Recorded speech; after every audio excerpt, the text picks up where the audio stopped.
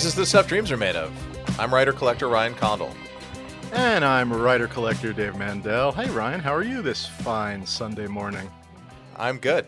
Sunday evening. We are on a. Oh, that's right. Your evening, my morning. We are on a roll here. We're getting every week. We're doing. I guess it's nothing to brag about, right? Isn't that what people sort of expect from a podcast? But I'm impressed. We get together once a week and talk for a couple of hours about our hobby. I'm sure everybody is very impressed. And we cut it down to a. We talk for about 4 hours, and we cut it down to a tight 3 hours and 50 minutes, and send it out to the world for your entertainment. The director's cut. This week, we'd like to welcome a new sponsor to the show, and it's our old friend Prop Store. PropStore.com is their website address, and they have joined on. We talk a lot about them on the show because, I mean, honestly, we know them. We trust them, which is another thing, but also they are one of the, for me at least, they have become really a go-to place to find what I'm looking for, both their yearly multiple auctions, their special auctions that they have on different like TV projects or sometimes on movies, and then also just their daily updates to their website where you can just find different things at all different price points, which are just really, really wonderful. And I would say one of my favorite things just to talk about it is, and it's funny because let me say this, I am not a fan of certificates of authenticity in the sense that these are willy-nilly things that every jackass in the world prints up. And I find every jackass's COA to be pointless because when Guy on eBay tells me that he made a COA, you know what I mean? Who are you and who cares? But one of the things I love about Prop Store is their COA because it means something. Yes. That's the easiest way I can say it. It genuinely means something. For me, what I love about it is they do not give something a COA until they do the research. They do their research. They're going to let you know the provenance of the item, compare to known examples, attempt to match it to films. They're going to let you know it comes from this movie, it comes from this show. This is what it's used from, so that when you actually have a COA from them, it means something. Because when you are buying a proper costume from Prop Store, you have the confidence that it actually comes from that production. So that's for me a biggie. What do you like about their COAs, Ryan? And I mean, we don't have, in comic books and action figures and things like that, there's a grading system. There's this third party that's kind of trusted to put like a 9.8 grade on the thing that's not only say it's authentic, but what conditions it's in. And in props, we don't really have that. So we really actually rely on provenance and the auction companies that are moving the pieces to authenticate it. So I love that Prop Store has kind of stepped in and sort of serves as an authenticating body for this stuff, because they go out and do the work and contact the industry contacts to figure out what these things are, how they were made, get reference photos. So when it comes with that COA, you know that they, if it's not real, they will back it, and that goes to their money back guarantee. Which is a full-on incredible money-back guarantee, which is basically, and this is actually quite unbelievable. Again, this is how much they are doing the work, because if they didn't do the work, then this money-back guarantee would probably be a giant disaster. Quite honestly, they'd be out of business, which is to say, they guarantee their COAs. If you buy something and you can find or prove that their research is incorrect, that there is something wrong, that it is, materially incorrect, Prop Store will repay the purchase price to the buyer. And there is no idiot on eBay, and I don't think there's any other auction house, as far as I know, that is standing behind their own CIAs like that. And that's why the Prop Store COA is the industry standard as far as I'm concerned. What else can we tell you about these COAs? Because they are pretty good. They're transferable. Transferable, which means that it carries with the piece. So it goes from so when you buy something and you decide to sell it, or you buy something from someone who bought something from Prop Store, and in my collecting, that has made a difference. Meaning, I've offered something and someone was not interested. I feel like I had a Watchmen piece from the Watchmen movie, and years ago somebody was a little less interested until I made it clear that it had come from Prop Store and I had the COA, and it changed the difference of the deal. I mean, and that was a one-on-one deal, but you can also obviously put something in an auction with their COA as well, so that if you buy an item with a Prop Store COA, you can always call or write Prop Store to confirm the item's authenticity. Again, just another way they stand behind it, which I think is just pretty incredible. And when they do one of their studio auctions, so when they have their specialty, they've been doing a lot of these single film or single television show auctions.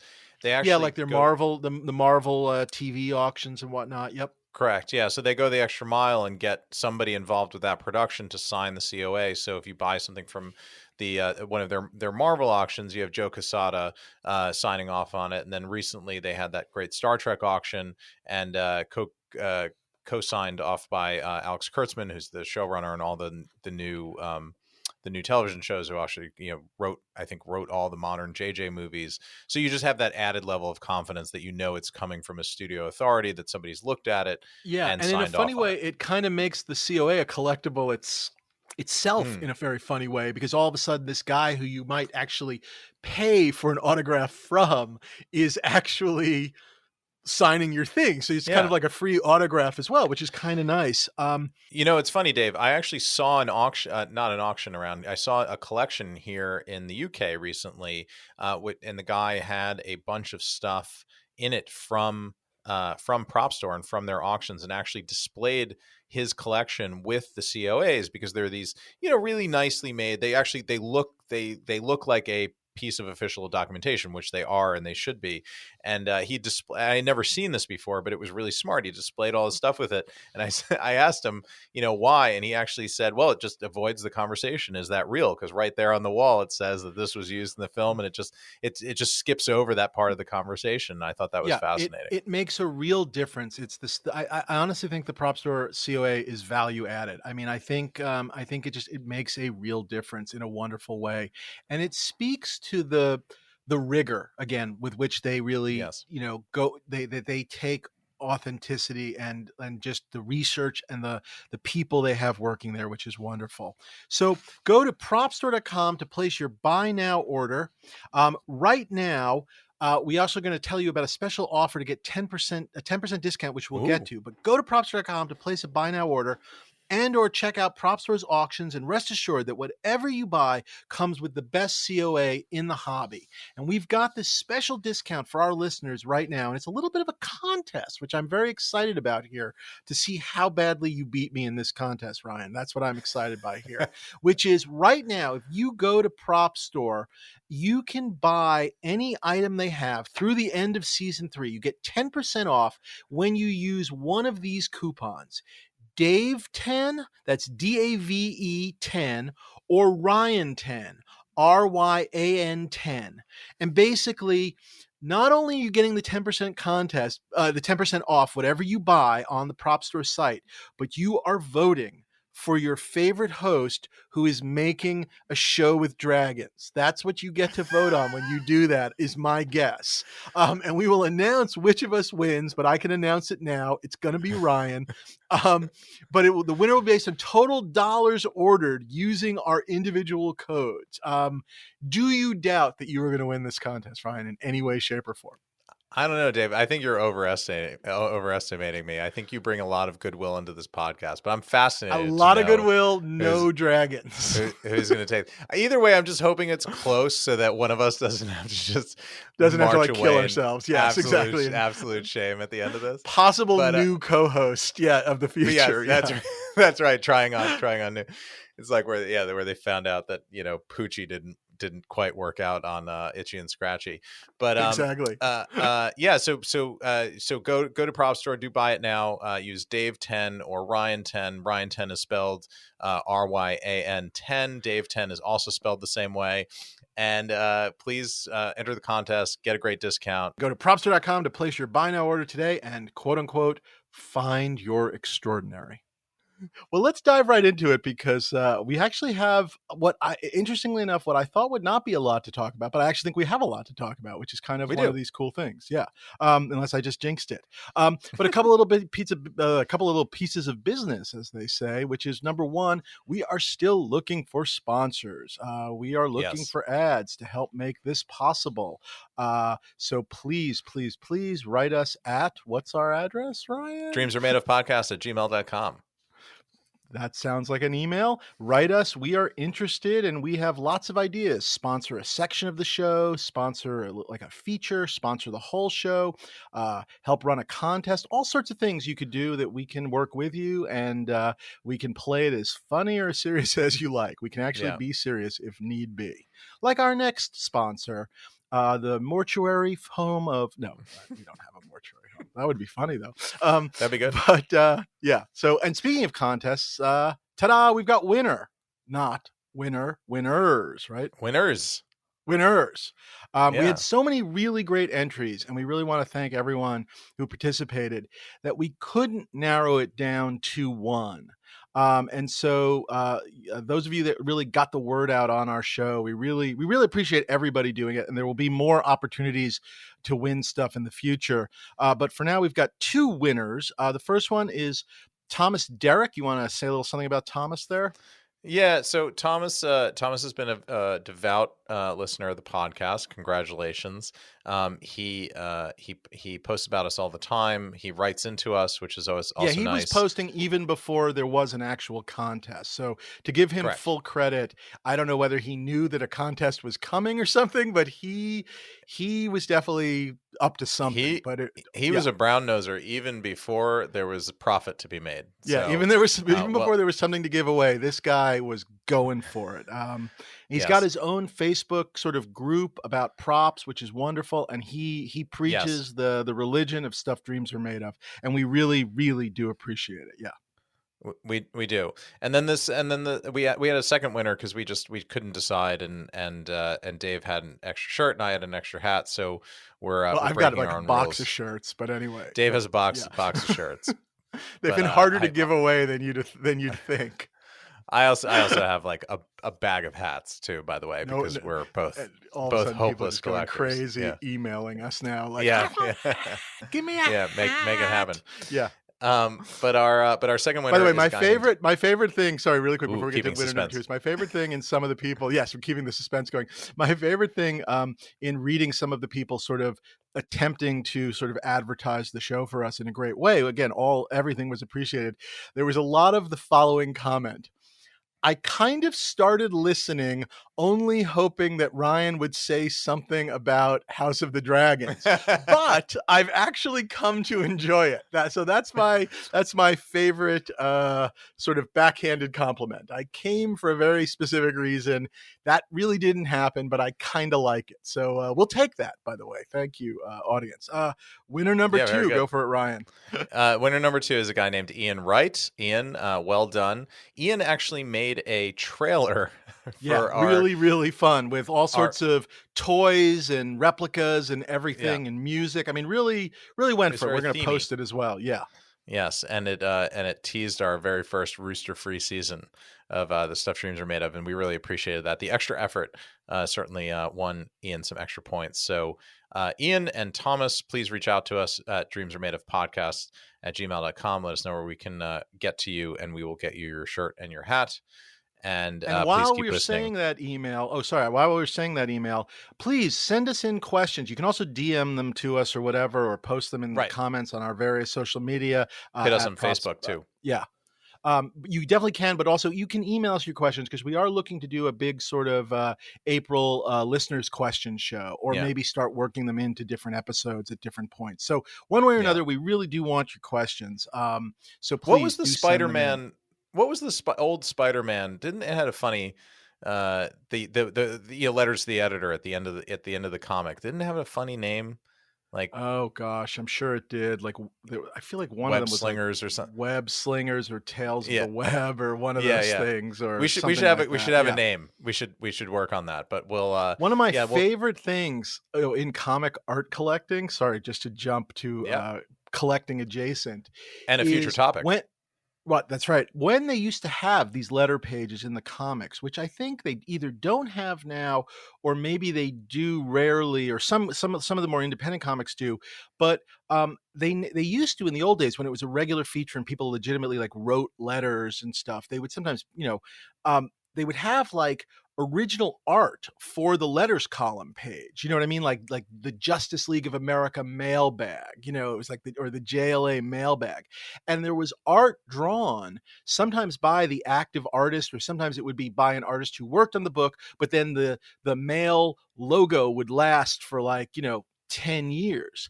And over the years, occasionally, some of those pieces of letter column art have shown up. And I've got like a Justice League mailbag page with like the Justice League and like a big letter sack and stuff. And it's a really sort of, again, the kind of thing you didn't know was out there till you saw it. And it's just a really fun little, sub-genre of comic art collecting. So we that would be very, yeah. That would be very Stuff Dreams Are Made Of, to do a mailbag episode and then just have it be about your collection of mailbag page art and not just only the 3 pieces that I have. Yes, exactly. And just talk of each one for about 37 minutes each. Yeah, exactly. But that brings us to what's new in props, Ryan. What is new in props? So this is actually a prop thing. So it's old as new, Dave. I'm realizing I'm probably going to be in London for longer than I initially anticipated. Yes, that has been sinking in on me as well. Yes. Yes. So we're after I spent so much money to build us a beautiful studio on Sunset Boulevard, $1 million studio, and it is sitting there empty. And I'm not sure I'm going to get that money back. But anyway, I did build us a studio. But anyway, here we are. Joe Rogan moved out of state, so he can't even rent it out from us. A beautiful empty studio with the beautiful Stuff Dreams Are Made Of logo on neon the wall sign in wood and neon. Oh, it's gorgeous. Oh, yeah. It's just gorgeous, and it's just sitting empty. It's a real pity. Yeah. Yes. But we're doing we're doing a little bit of work on the place where we had rental furniture for a long time. So sure. And which is terrible. And so we're slowly, we had like 2 or 3 companies that were providing that. So we're slowly returning all of that and replacing it with stuff that we've purchased. So I'm redoing my office a little bit, and some people have seen it on the podcast, and it's a bit of the Harry Potter attic. So I have like the dormered sloped ceilings and all that. So it's a bit of a challenge to get stuff in there, but I have this one really nice display case, the slat wall display case that Dave is so jealous of. I'm getting a second and redoing you motherfucker. Yeah. Yeah, you know it. I'm redoing the seating a bit, so I'm gonna have room for more stuff. Which hopefully there are many auctions and opportunities coming up in this year and the years to come to buy new things. But I do have other stuff that I would like to have out here, so I'm having some things sent out to me from my archive in LA. Just a handful of things. So I'm kind of shifting things around, reforming, and building out a second case. So I'm looking forward to being reunited with a couple of pieces that I haven't seen in the flesh in like 2 years. So it'll be exciting to get those. It'll be really nice when you get to see it. And obviously, I think as you start to realize it's home, that to make it into a home, which is obviously also nice. But yes, I'm at that point where I feel like I wish when I was making Plumbers, I was basically in a hotel room. I was in a house for a little bit, but I was basically living out of a hotel. And obviously, because it was a finite amount of time, although it seemed endless, I didn't obviously bring props with me. I ended up picking up 1 or 2 odds and ends of things and had them with me for a little bit, but not exactly displayed either. But there is something very nice. I will say 2 things. One, which is obviously you get a chance to see your stuff and enjoy it and kind of mix it around, and you'll add new things and all that kind of stuff. But the truth is that because the stuff is sort of out when and if you ever get back to America, and when and if you guys figure out like what you're doing in America, like the fact that everything isn't in America will kind of give you a chance probably to rethink your American displays as well. Because I am definitely at the point where I wish I had another place so that I could move everything out of my place into that place so that I could fully reorganize the place I have, as opposed to right now, I try and do a room and I kind of have to shove everything in another room, which makes it just, it's, you do sometimes need a Yeah. house while you organize a house. There's no other way of saying it. But Yeah. anyway, I know that's not a great explanation, but very, very jealous of your slat walls, your slats in general, but also just that you're getting a chance to kind of not exactly start from fresh. No, it's not starting over per se, but it is a version of that, if that makes any sense. Yes, yes, and it's a chance to kind of get reacquainted with your stuff, and I always feel like there's a an experience that goes on when you redisplay something that it's kind of like Yes. new prop, the bringing, either building a new case for it, or building a new stand for it, or whatever it is. It feels like it's new again. Anytime you get a chance to redisplay something, or perhaps display it for the first time, or kind of pull it out or shuffle some pieces around, which I try and do where I can, which is to say, maybe a couple of pieces, and maybe you move a prime one into a better spot and vice versa. You pull something that's been a little more buried in a back room or a corner or whatever it is, and even just the shuffling around. Again, the beauty of the stuff, if you're buying the right things, and I'm not talking about the right things in terms of the stuff that's worth something, I just mean the things that mean stuff to you, then seeing them again gets you to sort of reappreciate them and appreciate them in a new way. That is just some of the, I don't know, the fun of this hobby. Yes, I don't know. It's a little philosophical, but maybe that's yes, on topic, I which we'll agree, get to in a minute. Yeah. but that's what it's all about. I was just going to say I don't have a lot to say. I have a couple of quick things, but one was there was a wonderful piece. Speaking of some of these same topics about appreciating what you have and whatever, but there's a wonderful piece dated on the 25th in the New York Times, an opinion guest essay by Questlove, called "Questlove: Collecting is an Act of Devotion and Creation," and it's in the New York Times. I recommend everybody reading it. And I have it in front of me, and I just wanted to say, here's the opening sentence. I've been collecting things for as long as I can remember, is the opening sentence. And I read it, and I sent it to you, Ryan, and you read it. And boy, talk about a guy that just gets it. And, Yes. another collector like ourselves who definitely has like a main thing that he collects on. And in this case, obviously it's very, music heavy, as one would hope and think. There's pictures of what he calls his record room.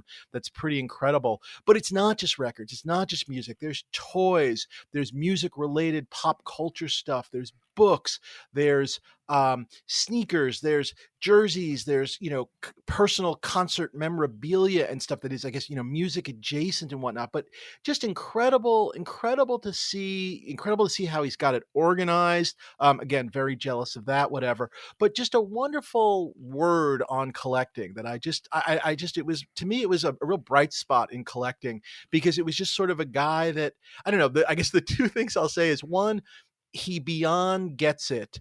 And number two, I don't know, he's a pretty cool guy. And I'll just simply say, Yeah.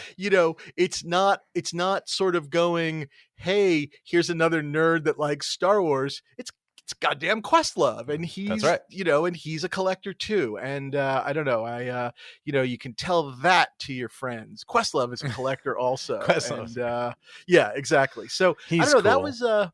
that was my bright spot. And then not a dark spot, but the one other thing that was sort of an interesting thing that I'll sort of share with you guys, and I'll kind of tell you where we're getting to in the story, because it's an ongoing story as we record this, is, so I made connection on the web with the Eurotrip, the guy that did the Eurotrip storyboards, and I've actually been posting a couple of them on my my feeds, my social Oh, media, yes, I saw which is that. at David H. Mandel.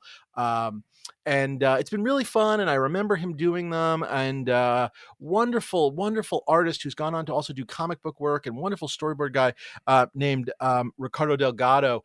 And he's wonderful, and he's just super talented. And he kind of dug them up. And what was interesting was, I sort of reached out and I said, look, I don't know, I don't know if you sell your storyboards, whatever. Obviously for me, I am a movie prop collector, which obviously storyboards fall under, but also obviously the connection to Eurotrip. And I can remember working you are on those also the things. world's biggest Eurotrip collector, Dave. I am. I am. That is very, very true. Me and a warehouse in Prague are the two biggest collectors, I think. I don't think a lot of the Eurotrip stuff, other than what I fit in my bag, made it back from Prague. So somewhere there's one of those Storage Wars Prague or Storage Wars Czechoslovakia, where one day there's going to be an episode where some guy's like, I saw something and it looked green, and then it turned out it was the Green Fairy costume from Eurotrip, and then it was all the other props from Eurotrip, and that guy's going to be really, what a sweet day for that guy. Very happy man. So anyway, where I'm telling this story is, and again, the story is not done, but it is this thing of, so I kind of said, hey, I'm interested. I don't know if you sell your stuff, are you, would you ever want to sell the storyboards? And it raised sort of an interesting issue, which is he kind of came back at me with a price, and the price is more than fair, on a, whatever you want to call it, on a per page basis. And it is more than I want to spend. I don't know how to say that. I mean, I do really want it, but there's a lot of them. You know what I mean? And it definitely was one of these things where I kind of really do want it, but it's a silly amount of money to spend on something that I guess I do care about, but I'm the only one that cares about it. I don't mean in terms of the value. It's just a lot of money to spend on Eurotrip storyboards. And yet I do not begrudge. I do not, do you know what I'm kind of saying here? Like, he deserves every dollar he can get. And I kind of wrote back and I just said, look, I don't know, whatever. And he very kindly said, well, what do you want to pay? And as you and I are recording this, I have not responded yet. I'm going to respond. And the honest answer is what I've been trying to sort of figure out is, what do I want to pay? In a way, and again, whatever it is I offer, I'm certainly going to offer it with no harm, no foul. If you don't like, I'm not trying to insult. Because I think he is so talented, and I think he is great, and he will either decide to sell them or not sell them because he wants to. And I just want to be really clear: there is no anger or animosity in any of this. It's just sort of, what do I want to pay? And then let's go the other side, which is, I have really been wondering if I make a number and he decides it's not right for him and whatever, I guess the honest answer is, am I going to regret not buying these things? Like a year from now, am I going to regret not owning them? And in this case, obviously, he probably still has them. I would be surprised if they end up in an auction. I can't quite see them selling, but who knows? By the way, who knows? But I guess you know what I'm saying. Maybe a storage locker in Prague somewhere. Right, exactly. He can mail them right to Prague. I guess it's that thing that I guess as collectors we all sort of hit that moment of sometimes, like in the calculation of, will I regret it? And that's where I am right now, is, will I regret it? And you and I were talking a lot about this, which kind of really brings us to our today's topic, which is collector regrets. I mean, is that what we're calling it? Is regrets a good title? I should point out right now that we just hit the cue for Frank Sinatra's My Way, which starts with regrets. I've had a few. If you are not hearing the music, it is because we do not have the rights to that song. So I believe you are only hearing that music in Iraq, the Panama City, and I think the Dominican Republic. So depending on where you are, right now you are hearing the sweet melodious sounds of Frank Sinatra singing My Way about his regrets, very on theme, very bittersweet, dare I say. I think that's a very good word. I mean, it's beautiful. I mean, listen to it. Just take it in and listen to it. If you are in Iraq, the Dominican Republic, or in Panama, I would also City. say, Dave, that we barely have the rights to record a podcast, no less to broadcast one of the most successful singer-songwriters of all time. Just to be clear. Again, it's another 2 minutes the song has to run. So just again, take it in. That's right. It's so beautiful. Oh, this is one of my favorite parts, as it kind of washes over you. Again, I'm hoping everyone really understands in Iraq that, like, really you're hearing, he is really saying, I think, what we want to say about regrets, and really your decisions. Ultimately, you have to make peace with your decisions and kind of do it your way. And really, no one is saying it better. A man in crisis, really, is what. Yes, Dave is that's talking exactly about. it. Torn. You can feel his torn, and it really. captures, I think, what I was feeling with the Eurotrip storyboards, and also really what today's episode is really all about. And it's just got another minute and a half to run here, but I mean, it's really beautiful, and I think you're hearing it, and it's just great. So I hope everyone is really enjoying it where you are able to hear it, and that you're not having to listen to this nonsense. That you're hearing this beautiful, beautiful song. Yes, sorry. I have a question, Dave. Yeah. So you don't regret your Eurotrip storyboards? Is there a reality where you don't have to buy all of them, where you could just say, hey, I wrote and directed the movie. Could I have a fun selection of a couple of things that don't, maybe it breaks up the run a bit, but it's funny. I was thinking that about, way you have something. Right. I didn't want to make him break so you them don't regret up. it. I was thinking about a sequence, maybe, of just saying, look, if you don't want to do it, maybe sell me like this sequence, because it's funny, how we did it. I mean, again, how you do storyboards, but he has it broken down. So there is the, again, for you Eurotrip fans, there's the hot tub sequence, and there's the creepy Italian me scusi guy, and the robot fight. And it seemed like, boy, that would be fun to have maybe one of those sequences, and just maybe have that. But the crazy collector in me, on some level, would obviously like to just have them all. Again, the remembrance of my first and only movie directing credit, which actually isn't even a credit, because Jeff ended up with the credit. But anyway, and I think that about wraps up the song. So that's beautiful. I hope you guys really enjoyed it, and it meant as much to you as it did to me. So regrets. Ryan, regrets. Where do we start? Where do we start on regrets? I don't know. I mean, I was thinking, I like this, and I know that people like to dip in from time to time into our professional careers. And I was thinking regrets, and I think for some reason my 15-year career as a screenwriter, it just kept leaping to mind. So I don't know. I was going to do that with you. Just, we don't have to do, we don't have to do a tight hour on it. We don't have to deep dive. But I'm just, with well, what's your biggest career regret, I guess, as you look back with a little bit of distance? I mean, is it one, or is it like an idea of something? I mean, bottleneck. I mean, for me, it would be, I was trying to think of, like, did I ever turn down a job that I shouldn't have, or anything like that? And I really didn't. And then, things that didn't work out for whatever reasons. I think my biggest thing, and this is going to get a bit philosophical, is just that I wish, and this is a thing that I tell young writers all the time, is that, don't be too hasty to break in, because once you break in, like, you write this, in theory, this great spec that everybody wants, and there's a bidding war, and whenever people buy your spec, that's great, that's wonderful, but you have to be ready to work on the other end of that as well. And I think there's plenty of cases across the long and vast history of Hollywood where people break in before they're ready. And I'm not saying that I broke in before I was ready. I just think that, though I had spent 8 years writing and really worked hard at it, I just wish that I was a little more prepared for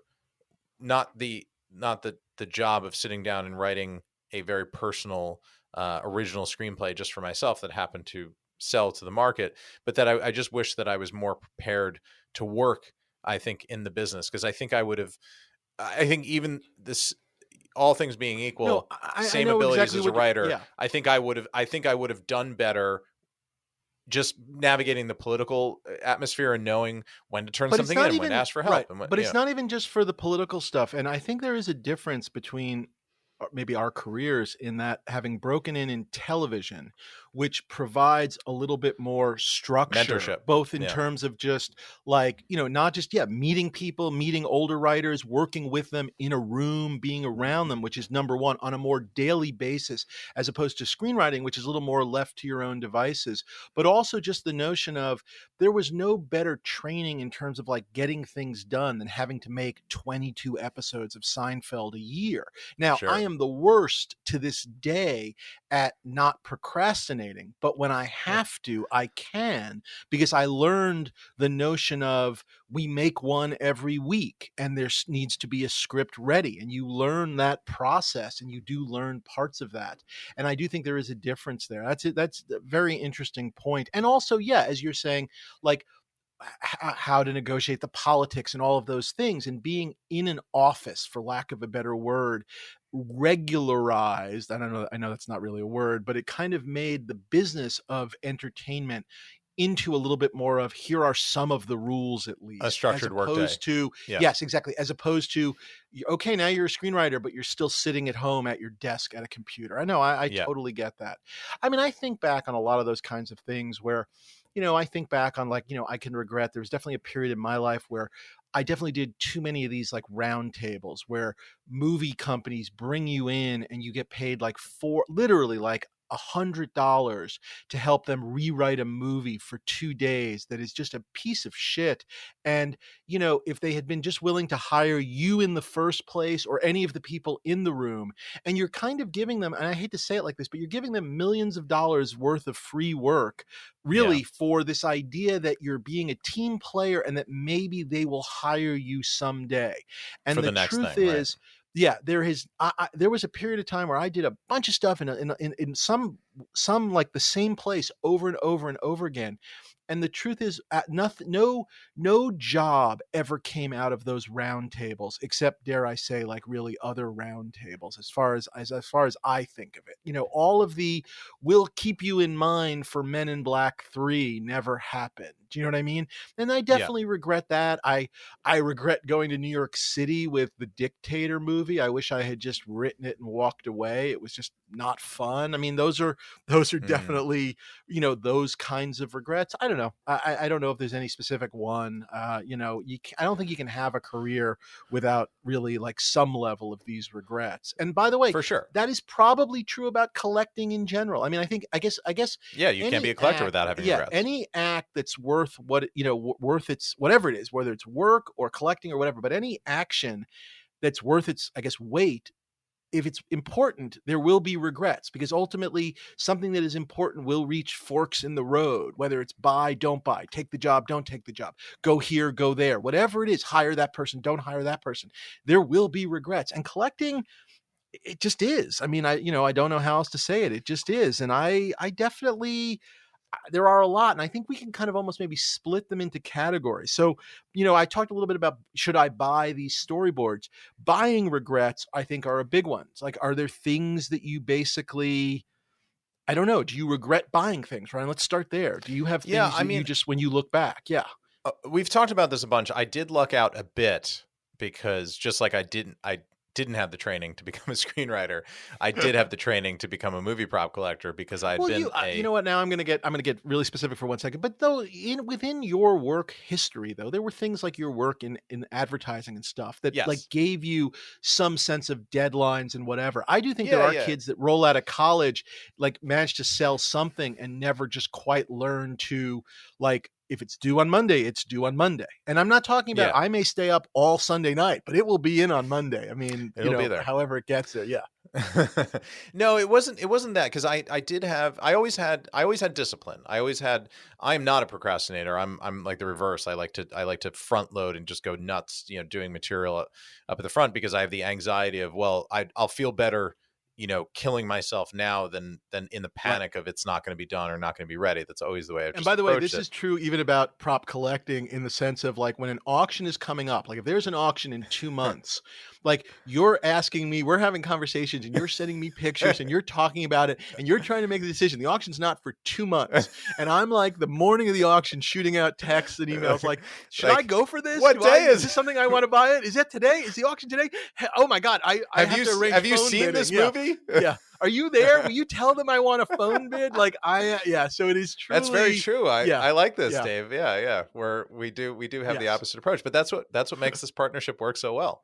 Because you Yin and mocked yang. me Yes. relentlessly 2 months before, but then on auction day, who you calling, Dave? Who's done all the research? Who's got the actual catalog? Exactly. Who showed up 45 minutes early for the bidding floor?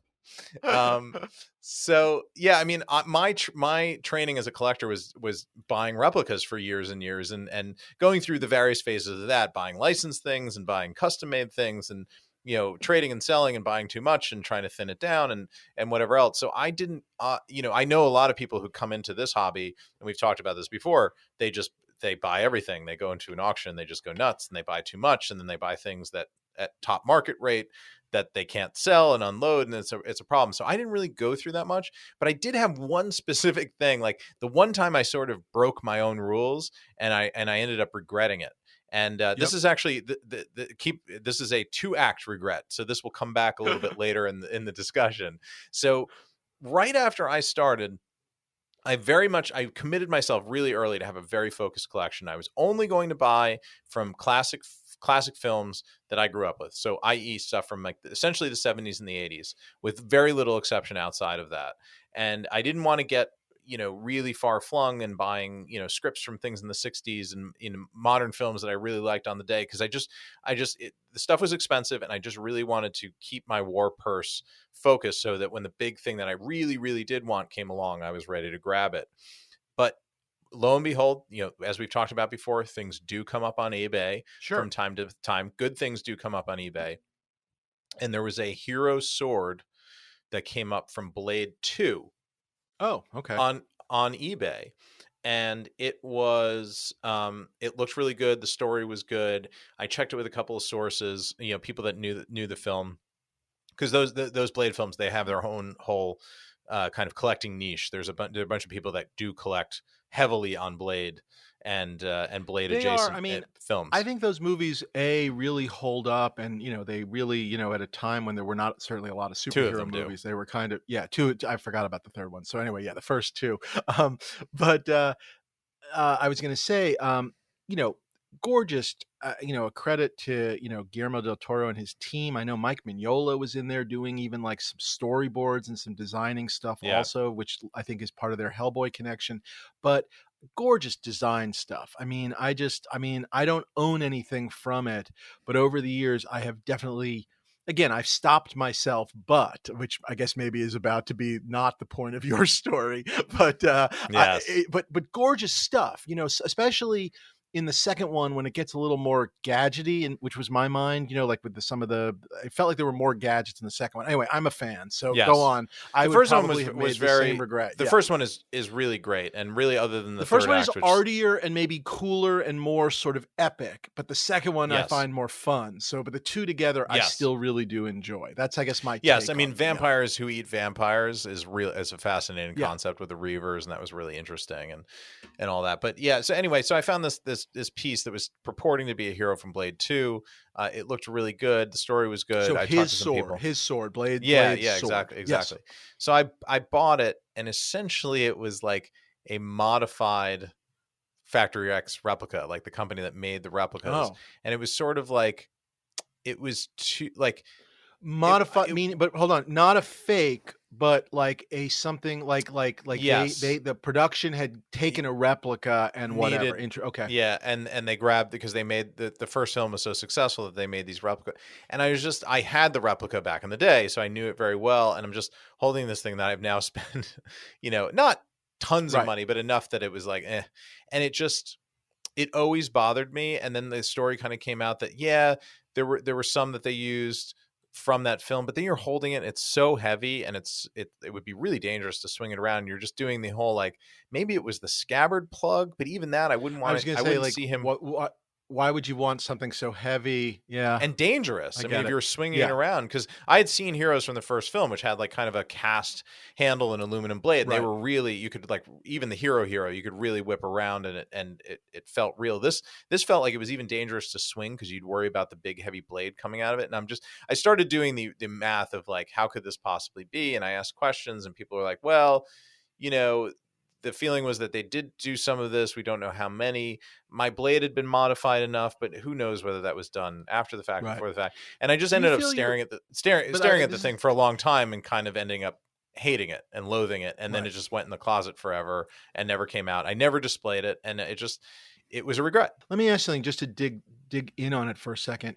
Do you feel like, if you can break it down in hindsight, is the regret, like, let's say 1,000%, it was, let's say it had been screen match, where you could say, like, that scene where it's sitting on the table, that's it. I mean, again, I know that's not a great usage, but do you think the regret is ultimately the question of usage, or do you think it's really just that at the end of the day it was the modified replica? Do you know what I mean? Can you break them, or are they just so tied together it doesn't I matter think for you? so. I think if in the end I had matched it to something like that, I think I would have just put it in auction as that thing, knowing that somebody Right, would have gotcha. wanted it. You would But have for me, gotten rid of it, but less of a okay. So yes, not you didn't want it because of what it was, but then whether it was used or not became a second question.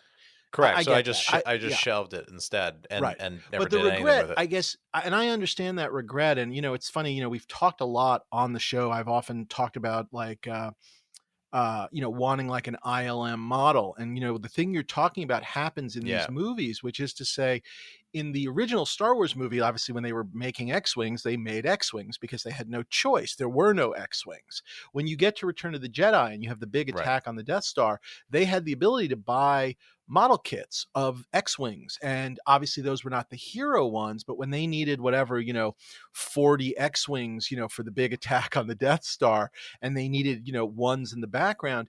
Yes, these were people at ILM. They bought model kits. Maybe they repainted them. Maybe they stuck lights in them. So again, they are definitively what we are talking about as an ILM model, but they certainly, for me, that has always been a strange dividing line, which is to say, scratch built versus like a kit. And I know it's a little different, but that notion of, yeah, they took something that they could buy because the movie was well known, and yeah, they modified it. But even if screen used, I guess for me, it's not something I've ever wanted as much. Now, again, beggars can't be choosers, but that does, in the prop world, it's not something I love. I know that I was just thinking about Yeah. that as you said it. Like I said, even if it had been used, it's still not a sword made for the movie. It was a modified replica, and I think that would bother me. I don't know how else to put it. So I understand that.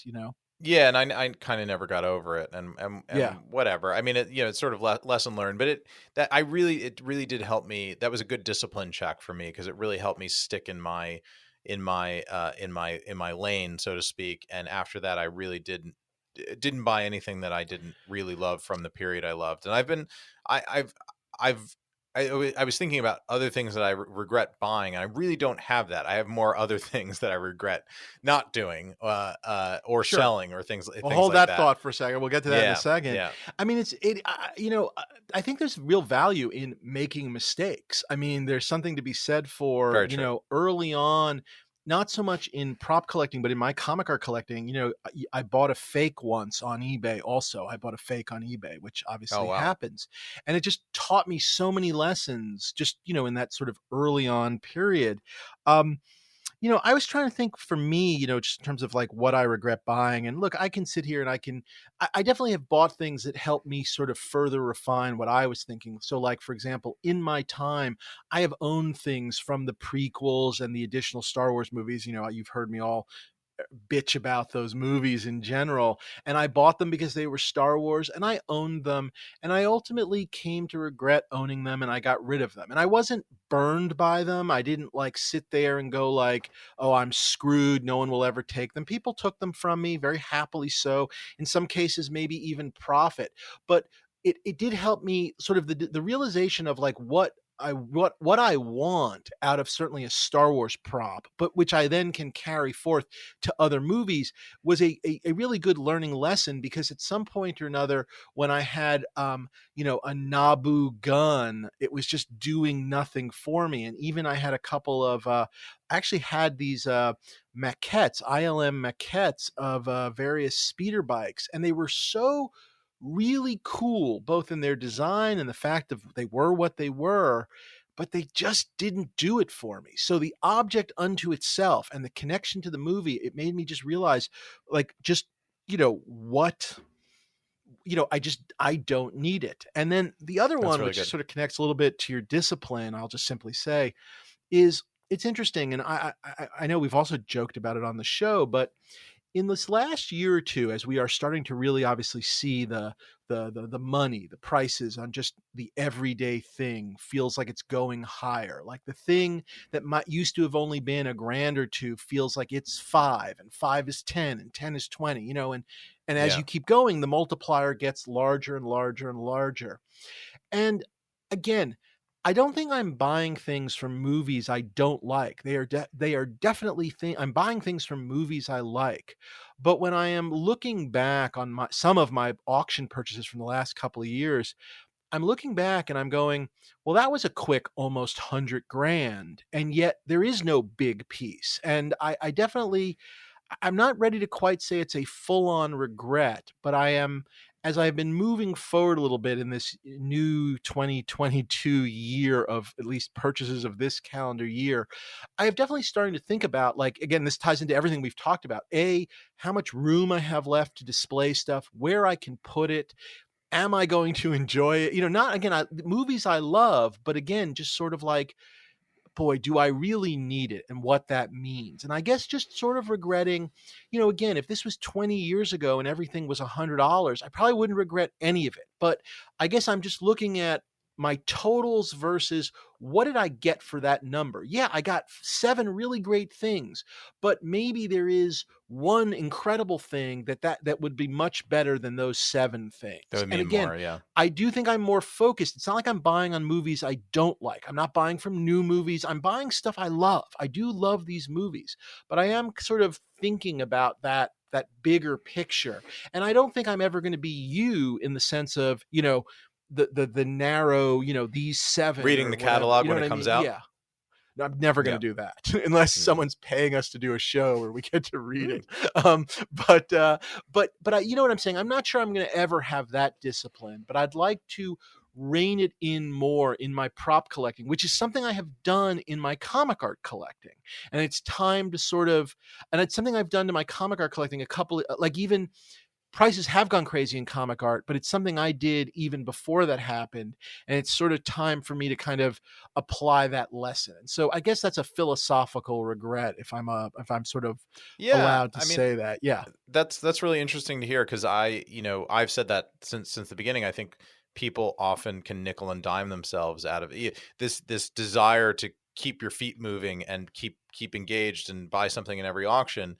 You can quickly spend away, a few $1,000s here, a few $1,000s Yeah. there, and then the war chest isn't what it needs to be when the big thing that you actually do want comes along. The thing that's actually going to fill you with joy and that you're going to look at every time you come in the room and that you're going to take care to display and build a case for, like those things, to me, I would rather have one of those things than 5, little things that are probably going to go in a file drawer somewhere.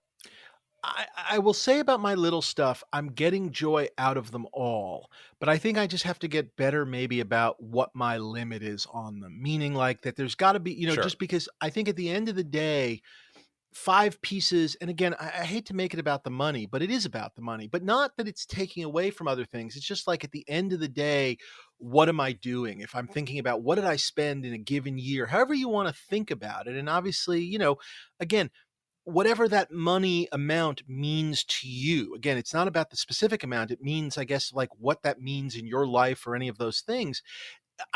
There's food on our table. You know what I mean? I'm not hurting anything or anyone. It's just sort of like that small thing from, whatever movie I love.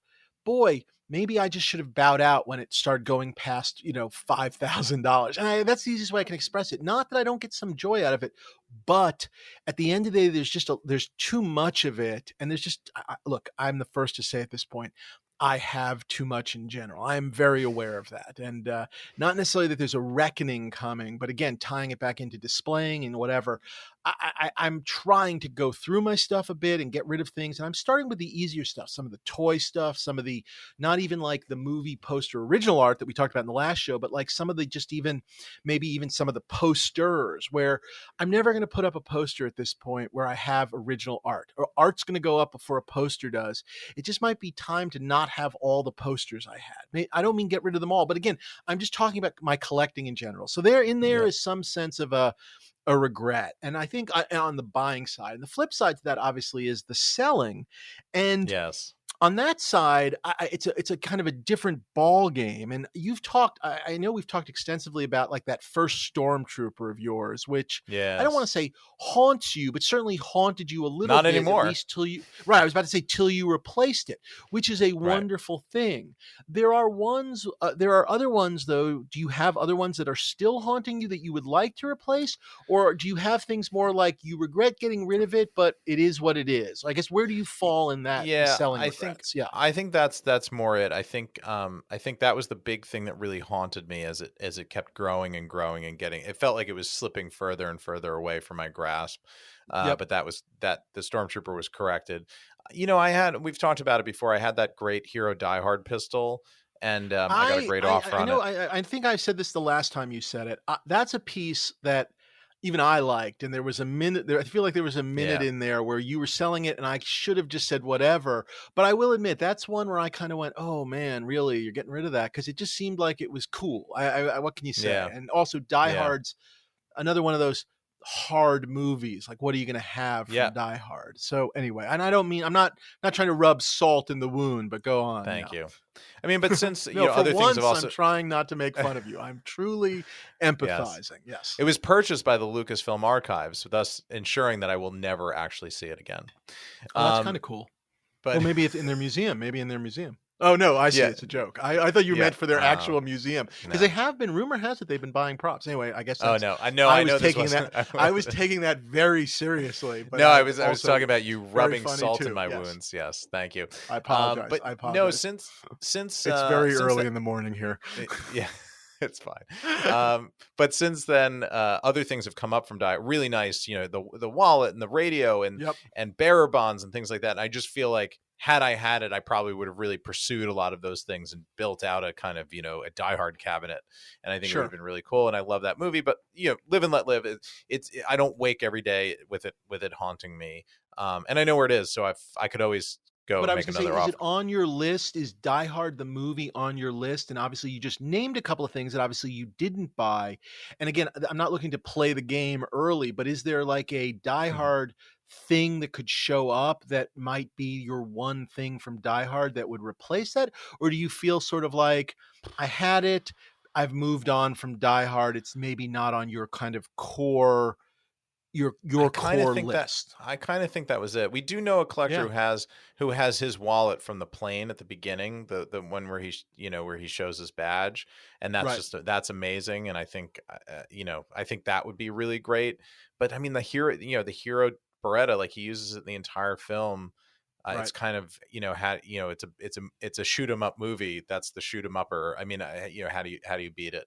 So that would probably kind of be the thing for me. But we'll see. Other things have come up and been around, and there is there were two hero pistols I was aware of. I know where the other one is, which is in typically a black hole collection. But Sure, there is supposedly a third one out there somewhere that was actually unmodified. So and that could always come to market someday.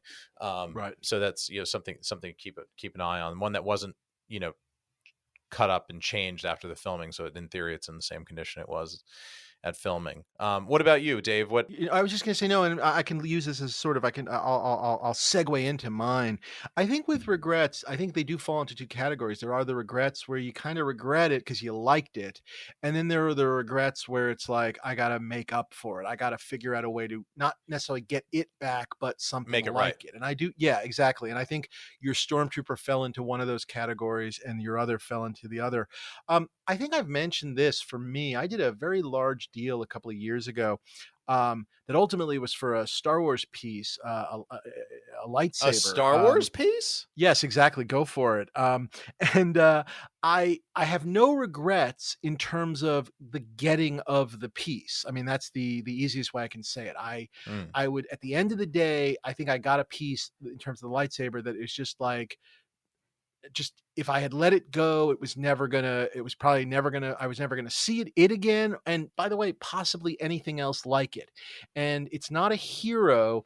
It's a resin one that came out of R2, I guess is the easiest way in Mm. Jedi. But it's as close as at the moment I've come, and sometimes I feel like I'm ever going to come to a Hero original trilogy saber. Now, this changes, it changes. But to get the piece, there was a very complicated 3-way deal where I ended up giving up some pieces from my collection to get it, but then also giving up some pieces to a friend of mine to get a piece from him that I could then also give to the lightsaber guy. And so at the end of the day, I gave up 3 big pieces. Um, I had a stunt Conan sword. I had a Thor hammer, Yes. a stunt one, and I had a set of you remember I had my Alien Colonial Marines armor from Hicks's. Yeah. No, sorry, Yeah. Hudson's. No, wait. No, Hicks. You have Hudson. I have Hick. I had Hicks. Or do you have Hicks too? I'm Hicks. I've He's lost. Hudson. No, Yeah. I know. But whose do you have? I have Hudson. You had Hicks. That's what it was. Okay, I was like, I thought for a minute, I'm like, you had Hicks. I have Hudson. No, yes. So it was the Hicks armor. And look, I feel like at some point or another, I've said this, a Thor hammer is a possible thing. Again, I feel like it's something I'll find something from the Marvel world, and hopefully, but that'll maybe come along. Maybe. And again, they've come along and I haven't pulled the trigger. And the same thing with the Conan sword. I do love Conan. I have a couple other odds and ends. And so maybe it's okay what I have left. The armor, I definitely have regretted it, but I still have a pulse rifle. And so again, all of these are things that I guess I wish I still had, but if that makes any sense. And maybe what I've been feeling like lately is I think if a Colonial Marine helmet ever showed itself, or maybe just even a chest plate, I would try and grab one of those. Of the things I mentioned not having anymore, I wouldn't mind having another piece of like that Colonial Marine armor to kind of make a display, maybe with my pulse rifle. I don't need the full costume top to bottom. I don't need a full set again. I'm not saying never, but I guess that is the one maybe that I most regret, in the sense of, boy, it would be nice to, if I could find a Colonial Marine helmet, that might be something. Yeah. And again, maybe that ship has sailed in terms of what those are now, priced at. But I feel like that with my pulse rifle would be a really lovely display. And again, a movie I love. But I guess that is the regret. Funny enough, on the other side, there are things I've let go of over the years where I don't particularly miss them. And I may have mentioned this before as well, but when I sold them, I had displays made for them. The two that come to mind, and again, I may have mentioned these before, is I had made a display of Khan's sort of, I guess I don't know what to call it, almost sort of almost Arab-esque His SETI visor. Alpha. Yes, the sort of visor and the blue sort the of head wrap. Yeah, that was head awesome. wrap. Yes. And I had a display made for that. And yes, and it really came out really nice, where I don't regret not having the piece, although I love Wrath of Khan. I have plenty of other Wrath of Khan stuff in my collection. But the display looked so good that I did kind of have that twinge of regret, because it did look so damn good. And I did the same thing with a Battlestar Galactica from the original series. I had a helmet and I got a jacket, and I put them together and I made them. I didn't have them on display. I made a display to sell them. I have other battles. I have a full-size Cylon. I am the happiest guy in the world having that. But there was that moment of seeing the display where I just went, fuck, that looks good. You know what I mean? And again, it's not the regret of I have to get that back. It's not the regret of I have to buy one. It is just simply the, boy, that looked good. And I guess that's the totally easiest way to sort of explain that. Love it. So those are some regrets. There you go. I definitely regrets. As the Sinatra said at the top of our show, I had a few. So there you go. I have had a few. Yeah. I mean, it's funny you bring up that stunt Conan sword, because I was even though it had a different way of getting to you, I was the original source on that sword. Yes. And that was always something that lingered in my mind, regretting, because I was so excited to find the hero, because I found it in the same sort of treasure loot find, the same the same tomb opening as my hero. And I think, at the time I was younger, I was a little hungrier, and didn't have as much discretionary income to throw around as I do now. So I think I was so excited to get the hero that I think I was just thinking it was an afterthought, just got to get rid of the stunt and sell it and move it.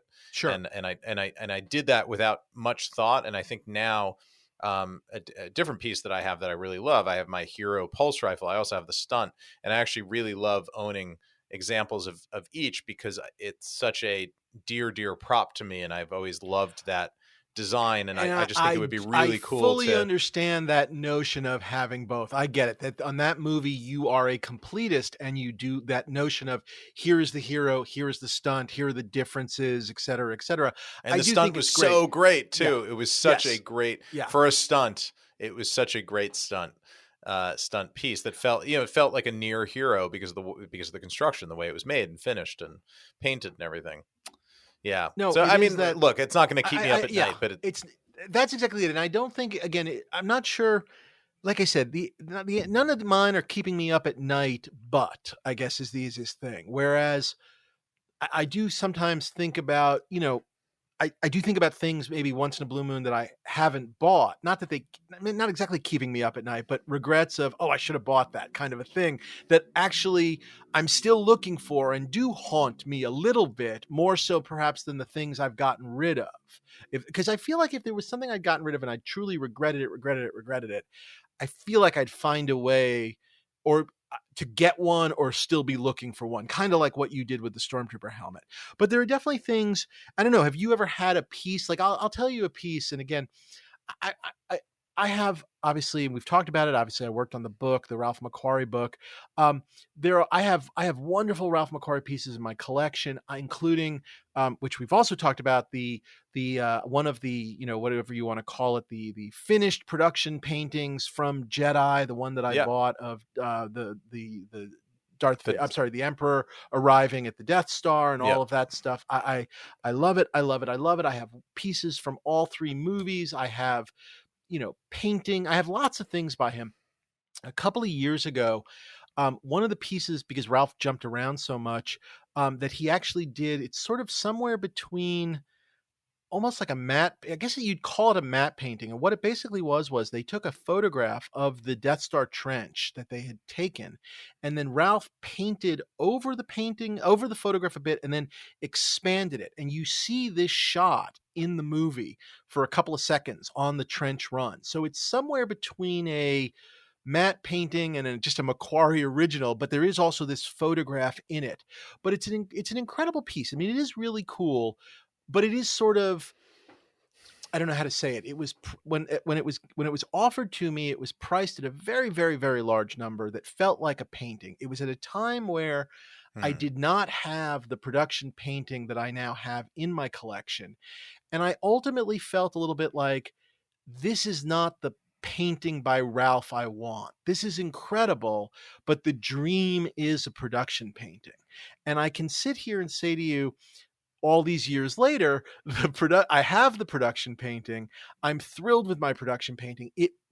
I can't say to you it was specifically, obviously, if I could have had any one I want, it's not the one I would have. But in the answer where of the ones that George Lucas doesn't have, which may be only one or two, I got one of them, and I am thrilled with that. However, in hindsight, I don't know what to say. I do regret it. And I have a lot of McQuarrie Yeah. and I have too much McQuarrie. And I don't know. I do regret it. And I know where it is and it's in a fine home. And again, it just at the time, it just seemed like I've not seen a McQuarrie go at this number. This is not exactly what I want it to be. Because it was like I said, it was sort of more of a matte painting. And again, there's no I don't know what to say. It just was. And I didn't. And like I said, that is I didn't buy it, and I do regret it a little bit to this day. So, Yeah. again, Yeah. do you have I those like understand. the not buy, so to Yeah, speak? I think that's my larger regret list is actually a not buy list. I think I think there's for me there are two big auctions that come to mind that Okay. came on that just it was kind of wrong place, wrong time, and they were big, great collections at a subject matter that I was really interested in. The first was the Lord of the Rings auction that happened at Julian's about 10 Okay. Yep. years ago. It was a big private collection of just Lord of the Rings material, and it was really just an amazing collection. And I mean, what's his name? Paul Allen was a bidder in the auction. I mean, there were Yep. some real heavy That hitters asshole. there. Yeah, yeah, that guy, and to match it up with his Darth Vader helmet, and And there was, I mean, look, you're not going to win bidding against him, but he didn't bid on everything. And I love those films so much. I don't have anything from it. And I think that was a great time to just grab Can something you because there was such a narrow glut of it. down on the piece you most would have wanted to grab out of it? Because I will say, and don't get me wrong, I thought the stuff was lovely, and I did end up. I owned two pieces at one point, which I have one left still, Mhm. and I love the piece I have, which is the Witch King piece, and Yes. I do love it. The auction for me was very, how does one say it? It was sword heavy, and don't get me wrong, the swords are obviously incredible. The swords are fantastic, whatever. I guess in my long list of pieces like that I dream of from Lord of the Rings, and I was at that auction. I have also often thought of like, oh, I probably should have grabbed one, but it doesn't make my regret category because I'm not as much a sword guy. You are. So if you had to Yeah. really drill down, what's the sword you most regret that I maybe mean, Paul Allen wasn't it bidding on? ended up in Paul Allen's museum, so I'm guessing that he Okay, was the so bidder you on it. you So okay, so he was, yeah, yeah, but it was the Strider contest sword. I think that was the one. That was the one thing that sure, I really wanted from that collection. Is there was a contest during the making of the films where basically Hasbro, I think that whatever toy company, Hasbro, Mattel, it yeah. was one of the two big ones, Well, was making. a bunch of the pieces were this big giveaway that then a Yes, collector sort of tracked them all down, built this yes, collection together, and then ultimately eventually got rid of them. And divested that's where of they it. came Yeah. from, and the sourcing was incredible, and all those things that you want in a piece. But that's the one, and the fact that Paul Allen ended up with it doesn't help you in the regret, Oh, or certainly it does. I okay, just regret not buying something from sure, that auction. I would have taken a helmet. I mean, there was really good stuff in there. I think there was stuff in there that, not that was fake or anything, but like Weta made things after the fact to send off to toy companies and to statues and whatever. We're making, I think they were making things after the fact to help with the licensing. It was never sure. nefarious. It wasn't the kinds of things that we've talked about here, where the intent is questionable. It's just like that stuff got intermingled with the reused stuff, and it was, but there was really good There stuff in was that genuine auction. reused stuff. I always thought, and again, this Yeah. is all just more hindsight, but again, this is maybe just a separate discussion. That was an all Lord of the Rings auction, and it was incredible. But in some ways, I have wondered, and I wonder if the consigner wonders it too in retrospect. Was it too much Lord of the Rings stuff in one auction in terms of what they were hoping for? From a buyer's Hmm. standpoint, I guess in hindsight, there actually may have been some quote unquote bargains just because there was Deals, so yeah. much Well, I stuff. think there was But such a yeah, glut, and this was 10 years ago. yeah, So it was just, a it lot. It just, was a lot of stuff. It was, yeah, it was I mean, I think it was over too 100 much. lots. Yeah. Yeah, It was too I would, much Lord of the Rings at one point. Cause I think if you had sprinkled it out, I don't know. I'm not saying Paul Allen would have bought more of it, but you know what I mean? Like, yeah. I think we all could have wrapped our head around it. It spread out more, but I don't know. Well, That's neither here nor there. Yeah. it creates the illusion that there's a lot, even though there is a lot, but it's all in this one place, and this is Hmm. your chance to get it. And I think that's where I brain locked, or the circuit breaker went, and Sure. I didn't jump, and maybe I should have. Whatever, more things will come along, but that was always Sure. something that stuck out to me. Well, There, when these things show up in auction, and again, I think not bidding an auction is also a different thing. The first thing I mentioned, the Macari, was something I had been offered privately. I had a thing where I had seen a Greedo mask, again, mm, Star Wars, and I made what I thought was a original really good, trilogy. yeah, and I made a really Okay. good offer and was turned down. And the piece then went into auction. It went into a profiles in history auction a few years back, and I was so goddamn angry that my offer had been turned down that I didn't bid on it. I just Mm, didn't bid on it out of my anger, I guess, really to the seller, for lack of a better word, because he turned down the offer. And I was very pleased at the time when it sold, that it basically sold, minus the auction fees, for, I can't even remember, but I want to say less than what I had offered or the same of what I had offered. Do you know what I mean? And I mm, actually sort of was very happy, like sort of like my offer was better, and that I refused, because I'm sure in his mind he was hoping I'm bidding, then someone else is bidding, and then the two bidders, and we there you chase it. go. And Yeah. it I will simply say I was very pleased with myself. I was fucking pissed at the guy. I was annoyed at the piece. The piece bothered me for those reasons. And I can sit here now, again, whatever it is, 10 years later, and I can at least go, I don't regret the behavior, but boy, I would have liked to have gotten that piece. It would have been a Yeah. great piece to have. And again, sort of it's a regret. I mean, I don't know. Again, I don't necessarily regret the guy not getting money, but if I could have figured out a way to find it in another way, it's a piece I Yeah. certainly would like. And again, I guess I don't regret the circumstances. I sort of regret not having the piece. So there you go. Yeah. So two questions. Do Yeah. you know where the piece is right now? I feel like I have it written down somewhere. I don't think it's one of Okay. the obvious places, but I don't think Okay. it's a gettable place. But Oh, you know what? okay. I have to double check. I Because that would hadn't be even the thing. thought about that. Yeah. Could you make good? No, whoever bought it, I think bought it. I think it's been a while. I got to check. The, Yeah. the other question is two parts: is how long ago was this, and how many multiples has that piece increased in value since then? Well, I mean, obviously, it would sell for so much more now. I mean, I think the Right. multiple is probably about 2.5, if I had Yeah. to guess, if memory Yeah. serves, of what it's sold for. So it definitely has gone up in value. But obviously, if I had bought it then, it's not like I'd be selling it today either. It would just Correct. simply be in my collection. Yeah. So Imaginary again, equity. it's none of this. Again, just to be clear, I could sit here and say to you, if I had just my first year of collecting bought everything I was offered, I'd be, have a giant pile of stuff that I don't care about that I could be selling and, making, Yeah. 10 times my money on and buying whatever I wanted at Yeah. any point. Obviously, it's hard to encapsulate that into an overall regret, And be as just because who profitable as knew? this Yeah. podcast, Dave. Yes, exactly. Yes. Oh, we'd have two studios instead of the one empty one that I Yes. built. Oh, Yeah. yes. So yeah, I mean, again, I don't want to go down that path of just stuff I didn't care for but would have been worth money, because I'm sure that list is sort of ridiculously long. You know what I mean? It's like that list may be too long of just like, who knew that was going to be worth something. Yeah. Think of all the Jason Voorhees masks I should have bought. I my mean, that's goodness. yeah, Yeah. exactly. You mentioned another auction. What was the other auction on your list? You said There was a big this auction. was more recent than the Lord of the Rings auction, but there was that great Frazetta auction that was that single collector that Yes, divested. Dave Winowitz, who was Yes. a famous, almost a scholar, dare I say, about Frazetta, and a friend of Frank Frazetta's, and had built up this wonderful collection and basically they auctioned it off as a whole. And again, single collection auction.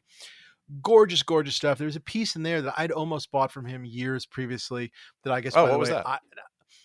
it was one of the Canaveral plates. Those are so I good. can't remember if it's a lion or a tiger sort of like biting the head, I think, Mhm. or I think it's a lion. Anyway, gorgeous, gorgeous stuff. And again, a little mini regret, but those were some healthy numbers on that Frazetta auction, I thought, at least on the bigger pieces as I remember it. But for you, is it just, I know we've talked about Frazetta on the show, is that just the getting something? Is it like, or was there a specific piece? I think so, and there was great stuff there, and I think it was the same thing as Lord of the Rings, although to a lesser degree, because that day got some really healthy numbers. But I feel like the glut of it kept if any one of those pieces had gone just that piece that day, maybe it goes even like this. But Right. It's because people were picking and choosing which one they were going to go after, and it all comes back to Lord of the Rings. There was this amazing, it wasn't a painting, but it was a finished pen and ink piece for the Witch King fighting Eowyn, but done in the one of the Frazetta Lord of style. the Rings portfolios. And Yep. oh god, it was just that was it. That was the one, and that's the one that I would have just framed that up and hung it on the wall and been done with Frazetta forever after it. And it did healthy business. It got a big number, but like if that auction was up today, I would be very happy to walk away with that piece, even with It's premium funny installment. with his Lord of the Rings pieces, not that people haven't always loved the Lord of the Rings and haven't always loved Frazetta, but I don't want to say they bounced around, but the Lord of the Rings pieces by Frank Frazetta, some of them at least, and some are better than others, have been around. I'll simply say they were kind of bouncing, not bouncing, but they were available in the comic art world. They were not necessarily exactly the piece people were looking for. And then obviously, much like the Marvel movies and whatnot affect like Marvel comic books, as the Lord of the Rings movies happened, I think a whole bunch of people started paying more attention to those pieces to begin with, whether they were ever a fan of the original Lord of the Rings portfolio back in the day. Sure. Just, wherever that fits in. I think I've told you, I have a prelim to the Gandalf one with the Oh God, hobbits. yes, I've seen that. Yeah, which And is and I great. actually really like it. And it's done in a sort of, I think I've told you this, but I don't know if I've talked about it on the show. It's actually done in sort of a looser style because it is a prelim, but I actually like it.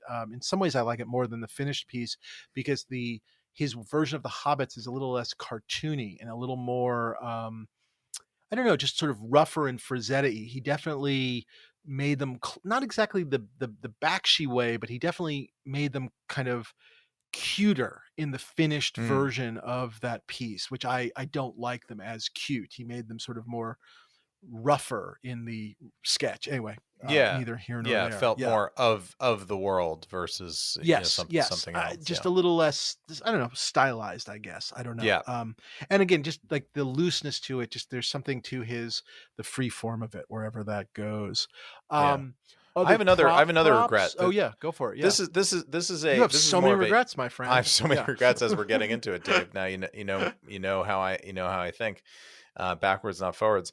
But I, th- this one is more of a this is it doesn't fall under buying or selling, but it's more I got into this hobby when I was kind of young and unadorned, and I just wish that especially in that era in LA in the kind of like mid to late 2000s that Oh, I had you just can't done do this. You can't. I You're gonna like the yes. I but understand exactly it, but I yeah. had done more work shaking things out of the trees because simply like I've had where I've really focused myself and worked at it, I've had a lot of success and with finding big things. And I haven't done a whole ton of it, but in the couple of places where I've shook the trees, again, not Star Wars, not Indiana Jones, not those trees that have been being shook for 3 decades, but other things. I think I would have done better. And I, for me, that was one of the true thrills of this hobby is actually doing it's not just getting the piece but actually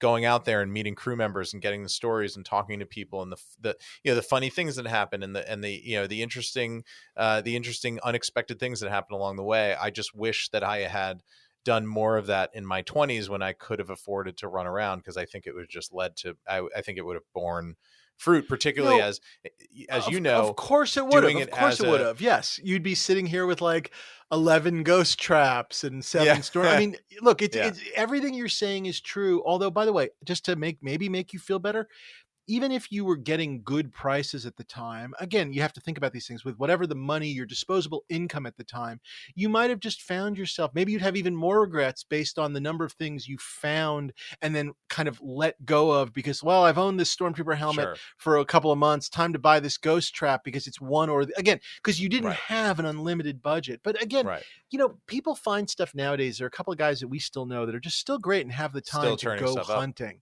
and they're still turning stuff up. And I used to find that stuff myself, maybe a little less in the prop world, but certainly more so in the comic art world. In the comic art world, do I regret that I don't have the time to do nothing but collect, so to speak? I mean, you and I fill our time with this just because we like the collecting so much. But the truth is, Right. yes, but I'm going to say to you in just a grand philosophical thing. I hope that one's not keeping you up at night No, no, because no. it is that same thing of like, yes, absolutely. But again, I do think it falls a little bit under the if I'd only bought this or I'd only bought that. And by the way, even Sure. on my only bought, I'm not talking about just things that like are movies that it went up in value, whatever. I can definitely think of things where like, given a chance, I could have so much more from like Planet of the Apes movies. You know what I mean? Which I love. And Yep. again, I'm not, they've gone up in value, but they're not, I'm not talking about stuff that's crazy, crazy, but I could have more. I could have more original Trek stuff. I didn't go crazy at that big Paramount Trek auction a couple of years ago that some of our friends did, where there were Yeah. some just incredible pieces. And I love those movies and there were models and things, and I didn't. And I regret it in the sense of, boy, it would be great. And I do love that stuff, but the timing wasn't right. There was something else I had my eye on. I do feel like there, you what's the word? Like, I guess I'd rather be haunted by a specific thing than a general thing, if that makes Yeah. any sense. Yeah. I find it's a little healthier in the grand scheme of not being healthy, if I can say that. Because I've been racking my brain to try and think of, like, is there another specific item? And they're fewer and far between for me, which maybe speaks to my lack of discipline. By the way, that's very possible that that I haven't. And my regrets would probably be from movies that I like or even love, but just haven't gotten something from. Like, I could sit here and go, "Oh yeah, I remember those Die Hard bearer bonds. Boy, that would have been fun to have a Die Hard bearer bond, and I'd have a Die Hard piece." So I can Yeah. say that, but I'm not quite sure it makes it into the regret category the way, like I said, some of the other stuff does. So anyway, Yeah. I'll Well, tell you. Oh, I was just gonna say, I'll tell you sort of a mixed regret for me. And we had Gus Lopez on our last show, and Gus has a wonderful Star Wars prop collection on, obviously, and we'll talk to him yep. about that someday too. And there are definitely things in his collection that I can remember either having a chance at, or maybe even in some cases being offered first, or obviously they were in an auction.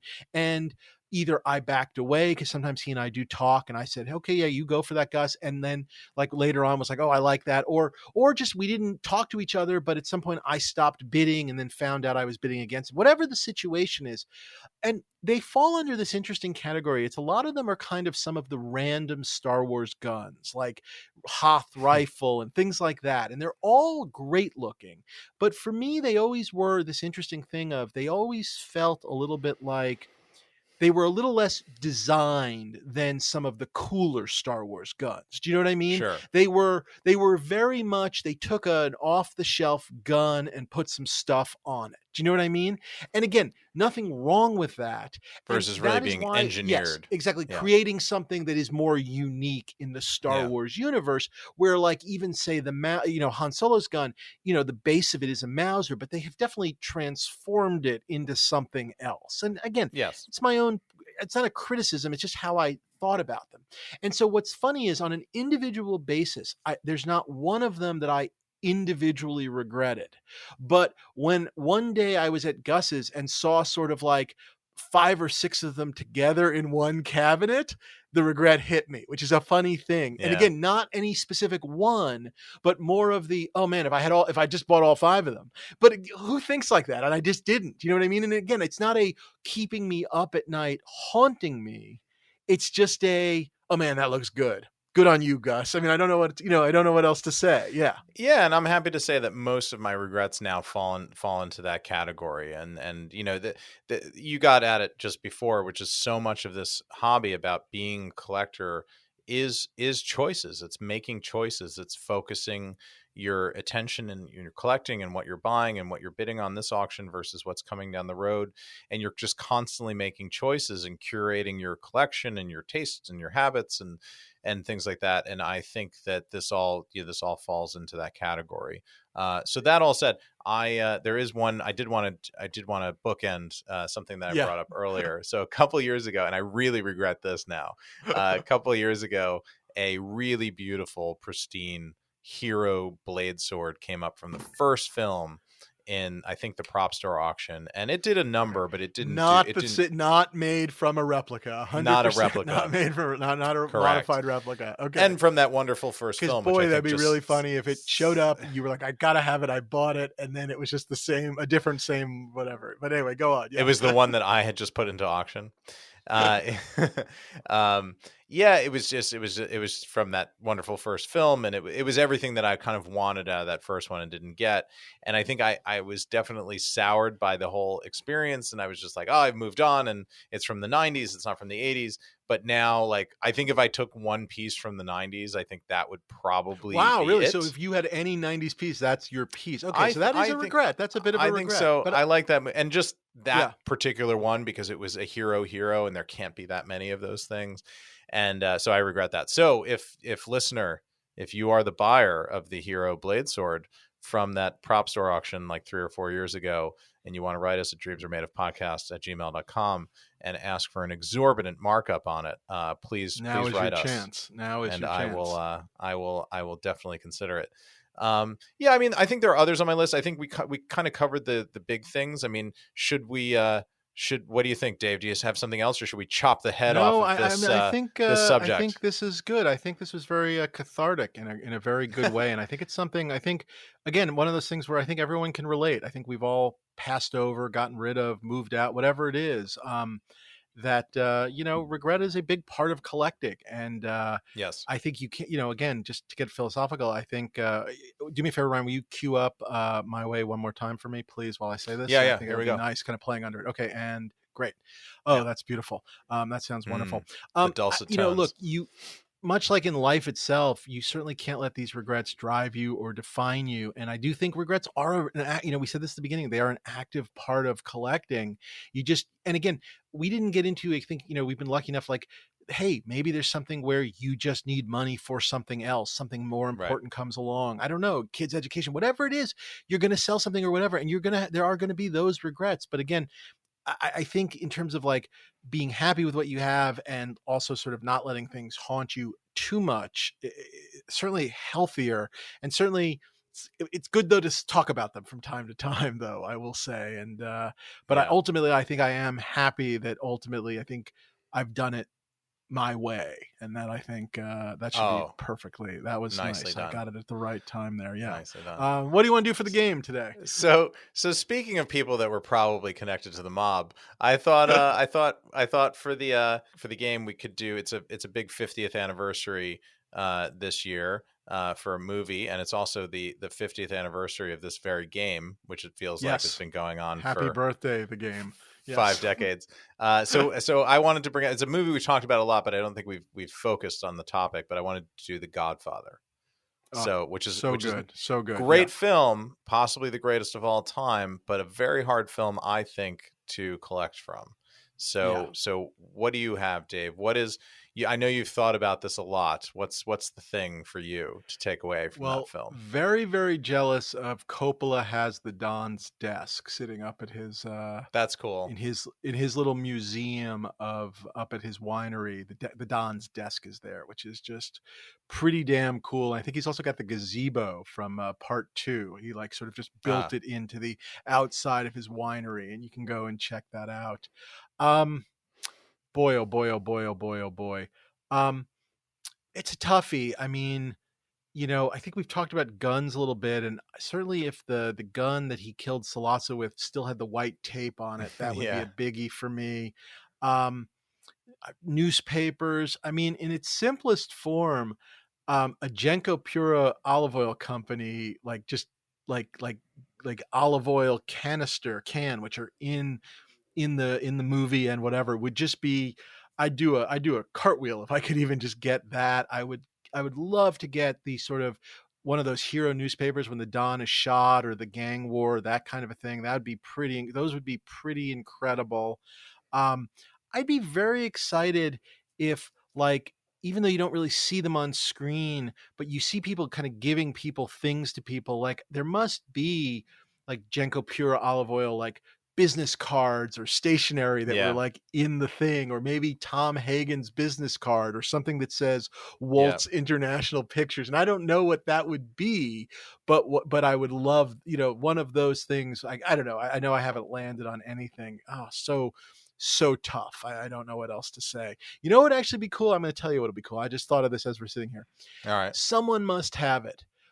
It's not something I have anything like in my collection, but if somebody had a bloody, like dried bloody fake blood squib from all those squibs that were on James Caan, if someone had removed one and kept one from Sonny getting shot on the Causeway, I would put that in a frame. I'd put that on my wall, and I would be a very happy guy. I'll tell you that. Yeah, just because I'm trying to think of like things that might exist as opposed to Michael's suit, which yes, but no. Anyway, how about you?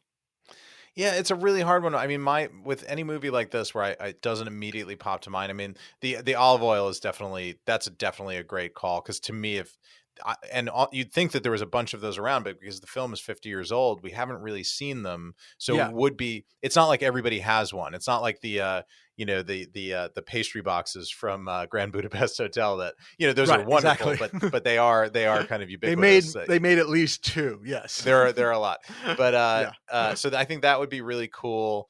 But for me, like whenever it's hard like that, my mind always goes to really good script or to Okay. movie art. And we were talking about movie art on the last episode of the podcast. I think that would be a great way to exemplify that film.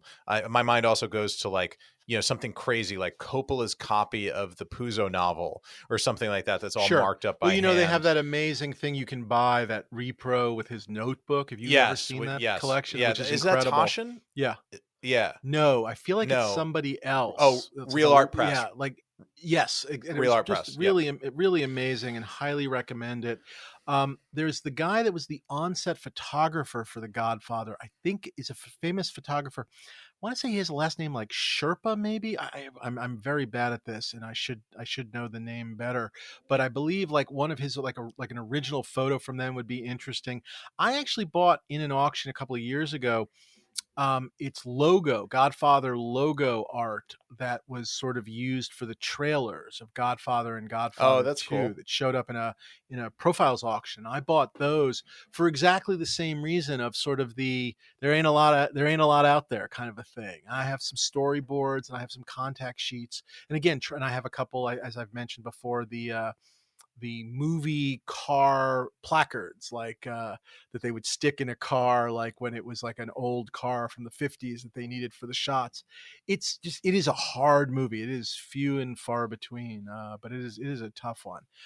So I guess maybe that's just a regret that I don't have something better from The Godfather. So add that to my regrets list. Yeah. There you go. Anyway, heck of a show. What else can we tell people? Please tell a friend about the show, download the show, and please rate us. Give us a rating of 5 stars. You can also find us on IMDb now, where you can review the shows individually if you like. But you can find us on all social media at Props Podcast. You can follow along there. We'll be posting stuff. What else, Ryan? What am I forgetting? Write in for our mailbag. Ask questions. Yes, tell us what email you have. us, please. Tell us what you want us to say to our listening public. You can email us at dreamsaremadeofpodcast@gmail.com. I think we'll probably record the mailbag episode at some point within the next month. So figure within the calendar month of April. So if you want to get your questions in, it's dreamsaremadeofpodcast@gmail.com, and we will go through a whole host of those in one special episode in the nearest future. And other than that, see everybody soon. Yeah. Let us know your own regrets, too, by the way. Tell us your regrets. I'd love to hear about regrets, yeah. About props, not your life stuff. I really don't care. But anyway, we don't want to hear anything personal. Please, that's a different podcast. Please, God, spare us. We'll see you soon.